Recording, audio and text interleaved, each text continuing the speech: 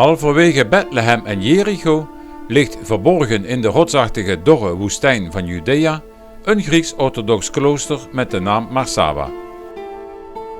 Het klooster is moeilijk te vinden.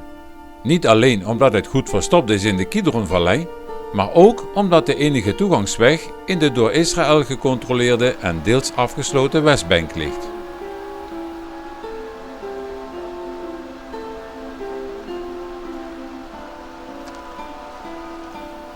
Komend vanuit Bethlehem kunnen op een gegeven moment de 2 torens bij de ingang worden ontwaard. Bezoek moet worden aangekondigd.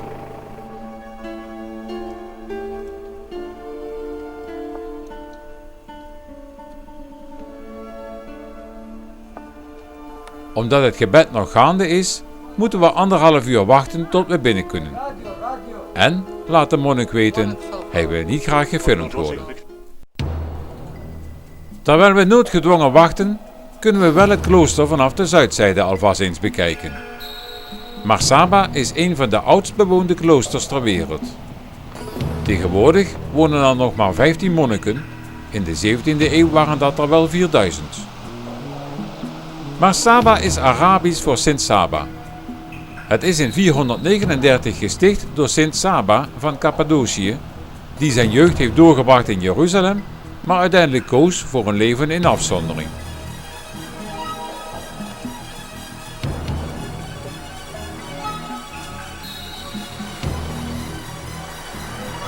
Aan de overzijde van de vallei kunnen we een groot aantal grotten zien.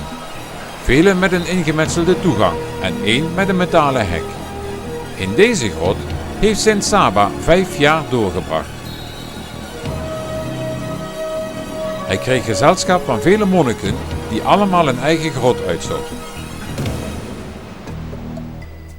Op een gegeven moment werden het er echter zoveel dat men begon met de bouw van vaste onderkomens, die uiteindelijk uitgroeiden tot het klooster wat we nu kunnen zien.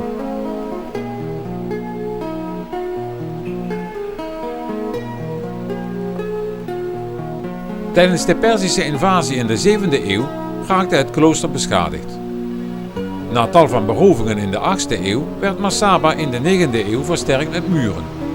In de 12e eeuw werd de verdediging door de kruisvaarders verbeterd. Tijdens de Turkse overheersing werd het klooster meerdere malen overvallen door de plaatselijke Bedouinen. Een aardbeving in de 19e eeuw beschadigde het klooster.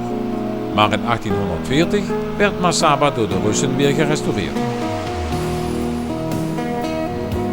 Tradities worden hier in ere gehouden. Zo mogen vrouwen alleen in de vrouwentoren bij de hoofdingang komen. Het klooster zelf mogen ze niet betreden.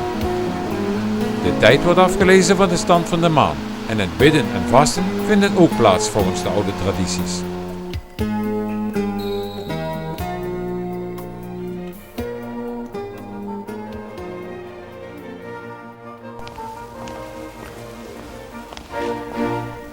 We worden onthaald met frisdrank en koekjes. Een Amerikaanse monnik neemt ons op sleeptouw en geeft tekst en uitleg. De 15 monniken zijn afkomstig uit de hele wereld en allemaal orthodox. Marsaba is het enige klooster waar sinds de oprichting een permanente bewoning is geweest. In 2002 is hier het 1500-jarig jubileum van het klooster gevierd.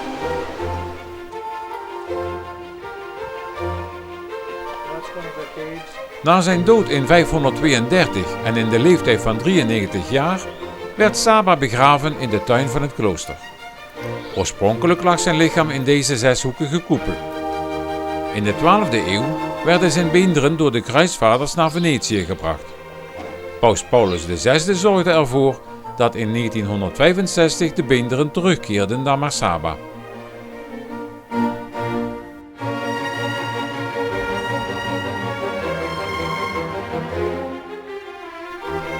De kerk is de mooiste zaal in het klooster. De vloer is glanzend schoon en gepolijst met kerosine. In een glazen kast liggen de beenderen van Marsaba in een van zijn tenuën.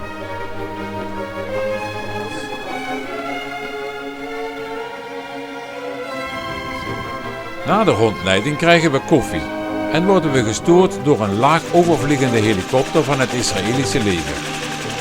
Zelfs op deze afgelegen plek is het in deze moderne tijd blijkbaar niet meer mogelijk om je af te zonderen.